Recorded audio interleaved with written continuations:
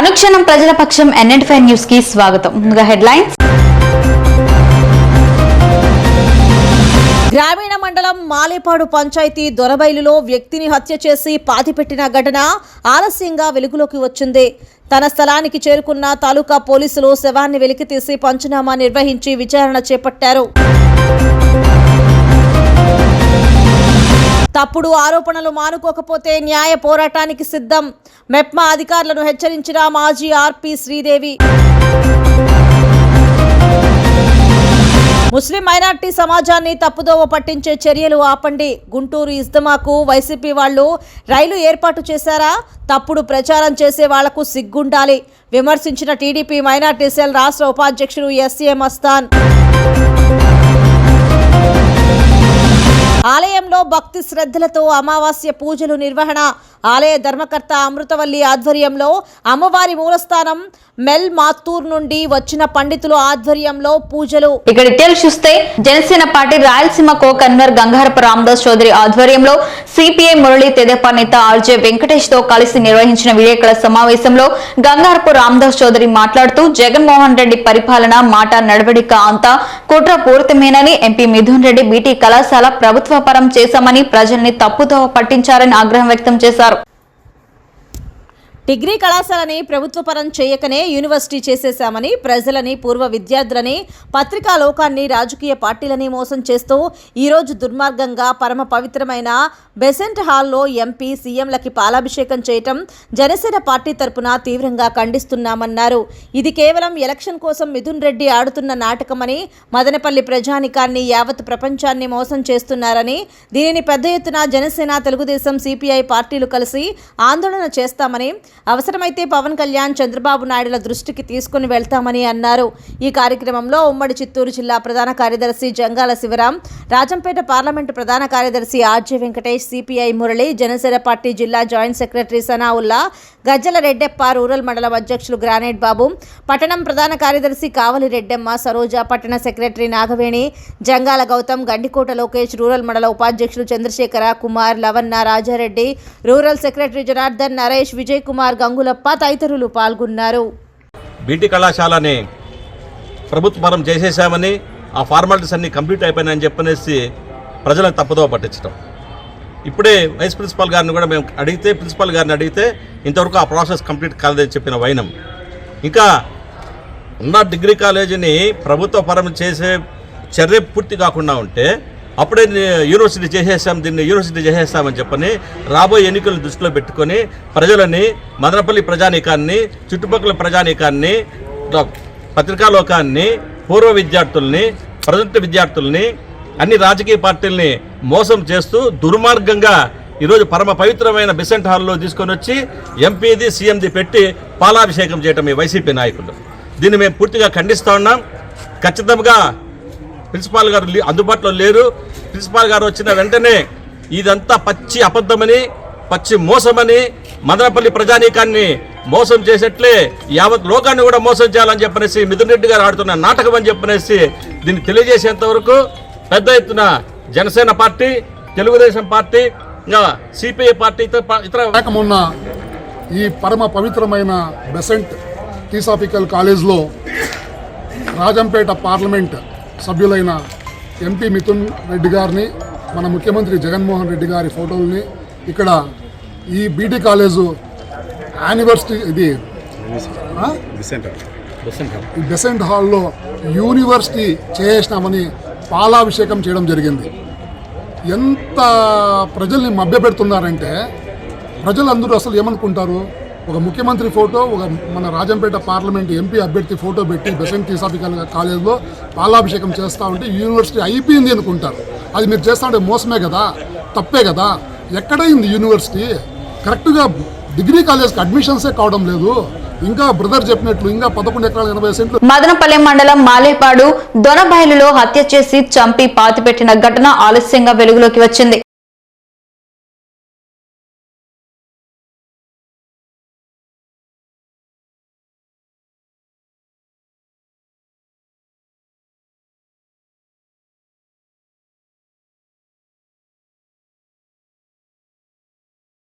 మదనపల్లె పట్టణం new bypass road నందు గల ఓం శక్తి ఆలయంలో శుక్రవారం భక్తి శ్రద్ధలతో ప్రత్యేక పూజలు నిర్వహించడం జరిగింది.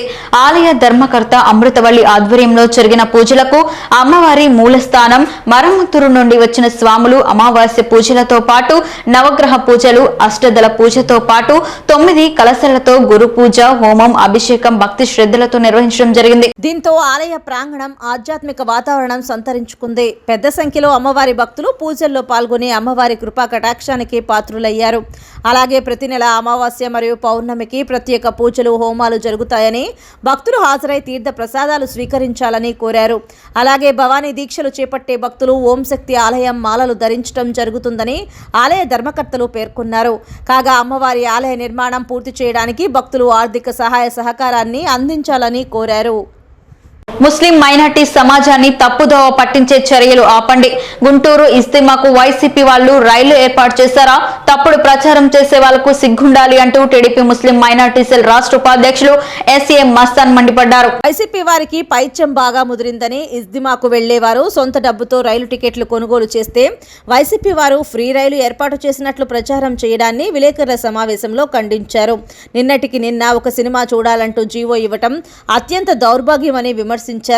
అధికారులను సైతం పురమాయించటమేంటని నిలదీశారు. మదనపల్లిలో ముస్లిం సమాజానికి బేషరతుగా క్షమాపణలు చెప్పాలని, లేని పక్షంలో గుంటూరు ఇజ్దిమా సాక్షిగా వీరి బండారం బయటపెట్టాల్సి ఉంటుందని హెచ్చరించారు. వైసీపీ నాయకులు వాస్తవాలు కప్పిపుచ్చి సమాజాన్ని తప్పుదోవ పట్టించే చర్యలు మానుకోవాలని మస్తాన్ హితవు పలికారు.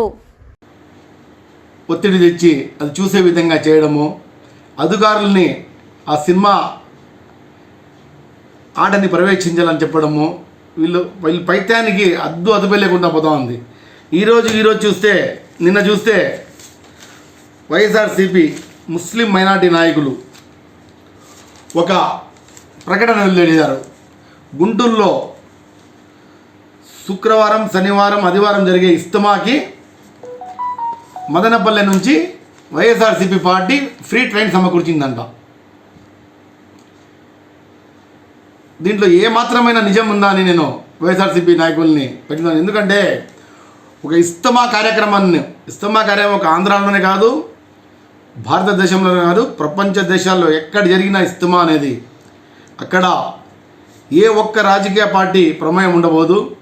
కేవలం ప్రభుత్వ సహకారం మాత్రం తీసుకోవడం జరుగుతుంది. ఇస్తమాలకి ఏ ఒక్క రాజకీయ పార్టీ ప్రమేయం కానీ, ఏ ఒక్క రాజకీయ పార్టీ నుంచి విరాళాలు కానీ, ఒక ఎమ్మెల్యే, మంత్రి, ఎంపీ ఎవరిదైతేనేమి ఇతర కమ్యూనిటీల నుంచి విరాళాలు సేకరించడం జరగదు.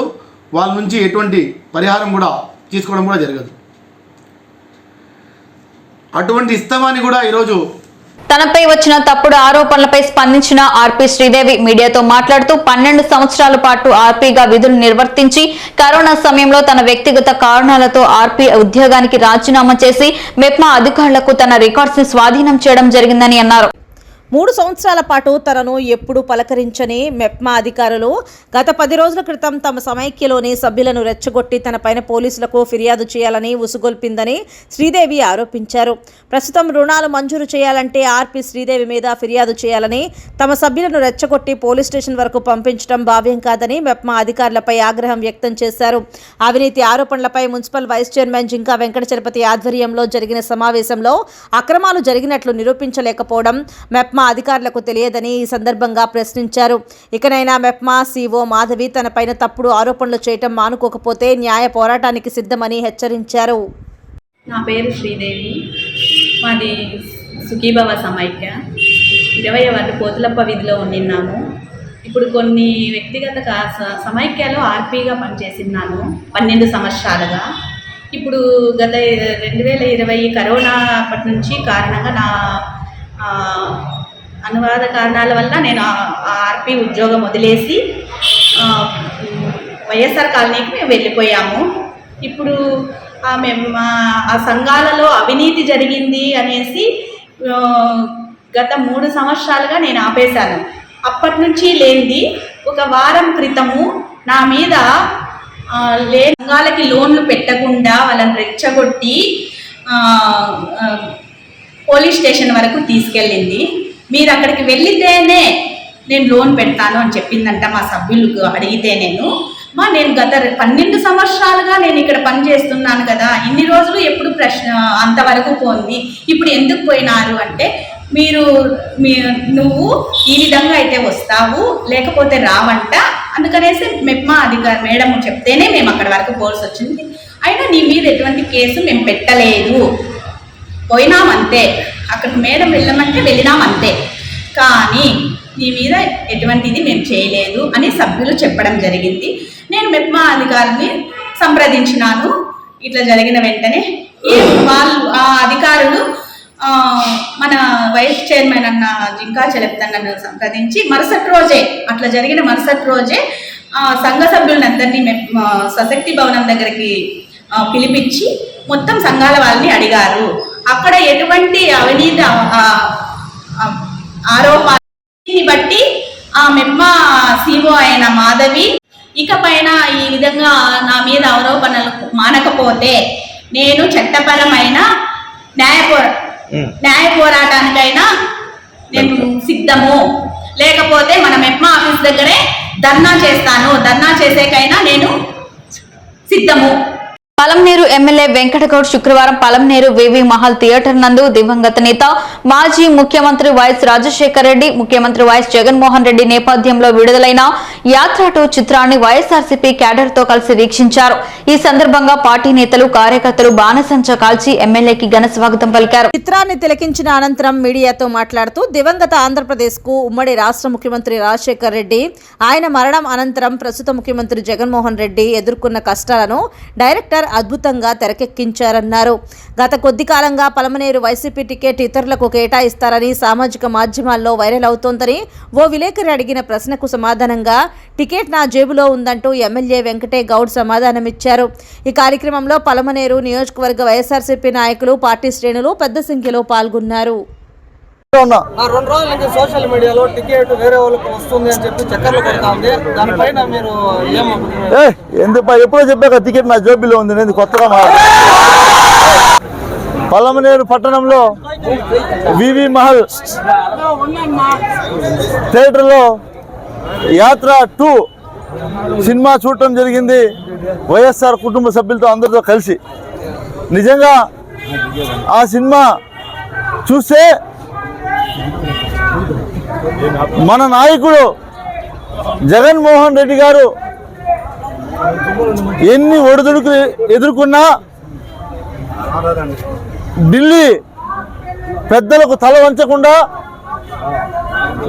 తనదైన శైలిలో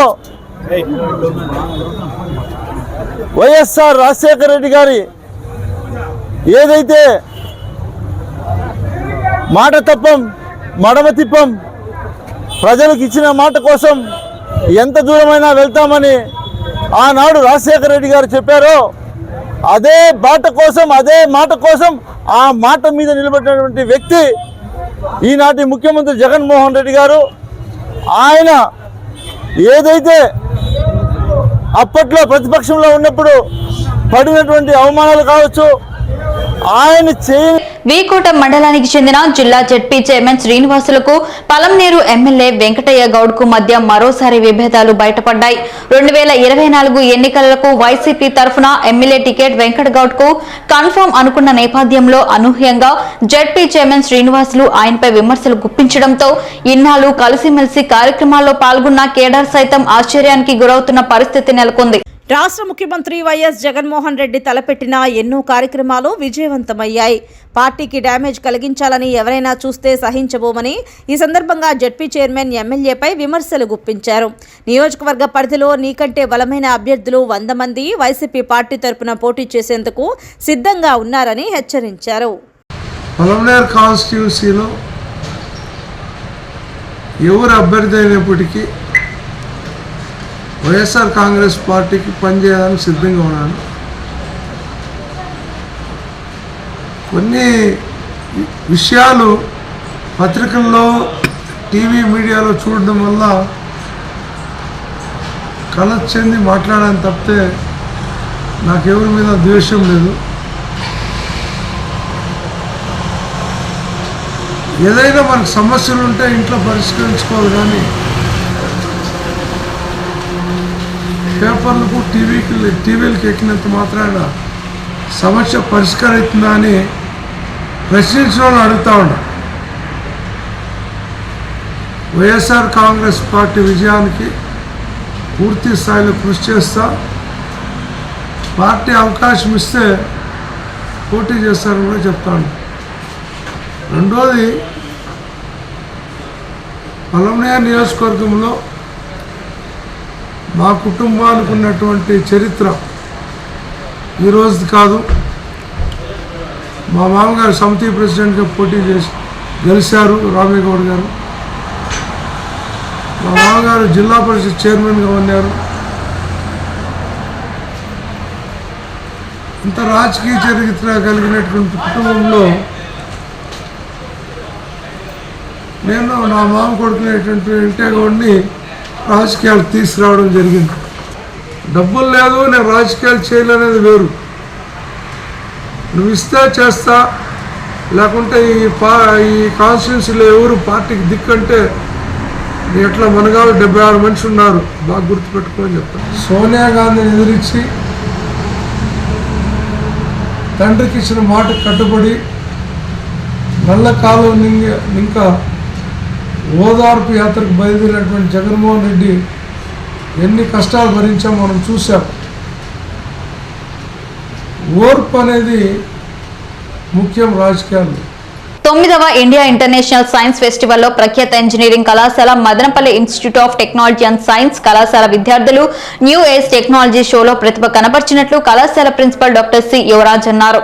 ఇటీవల జాతీయ స్థాయిలో హర్యానాలో జరిగిన ఈ ఫెస్టివల్లో BTech computer science and engineering 3వ సంవత్సరం చదువుతున్న ఎం విశ్వనాథ్, 2వ సంవత్సరం చదువుతున్న P Arif, computer science and engineering 3వ సంవత్సరం చదువుతున్న జి బిందుశ్రీ మరియు జి జయశ్రీలు ఆర్డునో కార్ ప్రోటోటైప్ను ఇందులో ప్రదర్శించి వివరించినందుకు గాను విద్యార్థులను ప్రశంసించినట్లు ప్రిన్సిపల్ అన్నారు.